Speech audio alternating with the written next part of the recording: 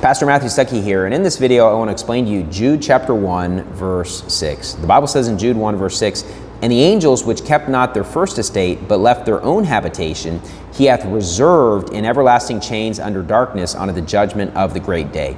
Now the first thing to understand about Jude chapter 1, or the book of Jude I should say, is that it is parallel with 2 Peter chapter 2. So many times the Bible will have parallel books or chapters or passages, and you can learn extra things by studying both of those books or both of those chapters. And this is actually parallel, and in verse number 6 it speaks about the angels which sinned. And when it comes to angels, angels do not go to heaven or hell based on what they believe.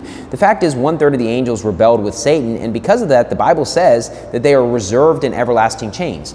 Now people wrongly look at this phrase and assume that they are already in hell, but that doesn't make sense because of the fact you see people getting possessed at the time of Christ, and that is still something that happens today, which is very evident if you're out going soul winning. You see people that are out of their minds and crazy.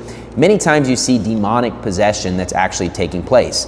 The Bible's saying they're reserved in everlasting chains.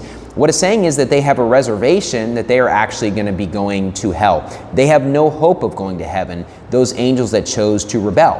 The next verse talks about Sodom and Gomorrah. And the Bible gives you this link to give you an understanding. And of course, in Sodom and Gomorrah, God destroyed Sodom and Gomorrah because of the sin of the LGBT.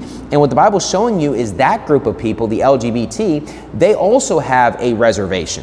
Now, just as angels are not in hell right now, there are plenty of members of the LGBT community that are not in hell right now, but they actually have a reservation. That's what the Bible's saying. Now, of course, you say, well, these people, it's not the same as angels, which have no hope of going to heaven, because these people can believe on Christ and end up going to heaven. Well, actually, the Bible speaks about people becoming children of the devil, where it says they could not believe. Of course, anyone that does believe will go to heaven, but the Bible says people can reject God and sin against God, and by their works eventually be rejected by God, where they have no hope. You say, but wait a minute, it says a reservation, and reservations can be canceled.